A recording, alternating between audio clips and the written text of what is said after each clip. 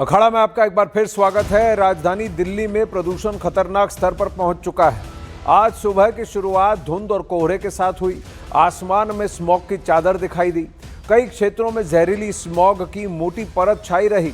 इसके चलते विजिबिलिटी कम रही। प्रदूषण को लेकर दिल्ली सरकार और आम आदमी पार्टी के बीच सियासी घमासान भी जारी है।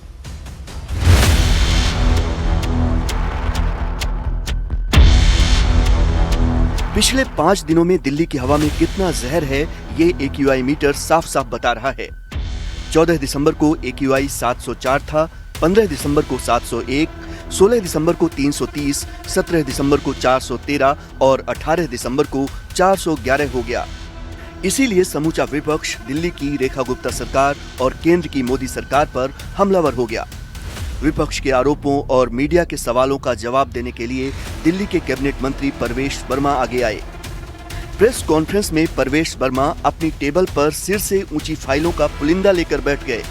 प्रदूषण के लिए केजरीवाल और आम आदमी पार्टी को जिम्मेदार ठहराते हुए मंत्री जी ने कहा कि कूड़े के पहाड़, फुटपाथ, कचरा, यमुना सफाई, सड़कों का निर्माण, पार्कों की मरम्मत, वाटर ट्रीटमेंट प्लांट और सड़कों की सफाई जैसे कई काम हैं जिन्हें 11 साल में केजरीवाल सरकार ने सिर्फ इन फाइलों में ही दबा कर रखा।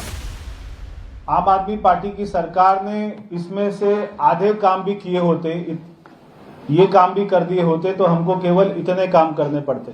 केजरीवाल जी ने, आम आदमी पार्टी की सरकार ने पिछले 11 सालों में इनमें से एक भी काम नहीं किया। सौरभ भारद्वाज, आम आदमी पार्टी के अध्यक्ष,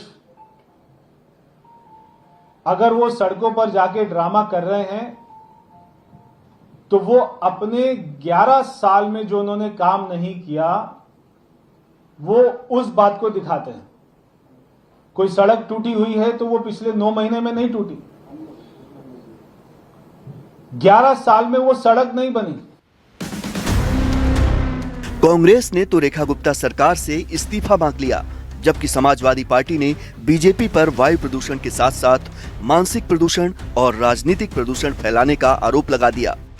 प्रदूषण और बढ़ेगा, कोहरे की धुएं की चादर और बढ़ेगी। अरावली की पहाड़ियां प्रदूषण को रोकती थी, वो सारी की सारी पहाड़ियां इन्होंने बंजर कर दी है, नंगी कर दी हैं और उन पे खनन कर रहे हैं, जिसकी वजह से एक प्रदूषण बड़ी समस्या के रूप में दिल्ली में है। तो ऐसे समय में भारतीय जनता पार्टी अब बताए कि उसके पास प्रदूषण को नियंत्रण करने का क्या उपाय है, और अगर नहीं उपाय है, ये यमुना का प्रदूषण नहीं खत्म कर सकते, गंगा मैया का नहीं कर सकते, हवा का नहीं कर सकते, तो इस्तीफा तो दे सकते हैं। दिल्ली में पॉल्यूशन डेंजरस सिचुएशन में पहुंच गया है। सुबह दिल्ली के कई इलाकों में विजिबिलिटी बेहद कम दर्ज की गई, जबकि हवा की क्वालिटी भी बहुत खराब श्रेणी में बनी हुई है।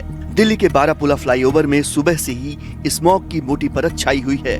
कश्मीरी गेट इलाके में भी विजिबिलिटी काफी कम देखी गई। कैबिनेट मंत्री मनजिंदर सिंह सिरसा ने बताया कि दिल्ली में अगले 7 दिन तक इसी तरह प्रदूषण जारी रहेगा।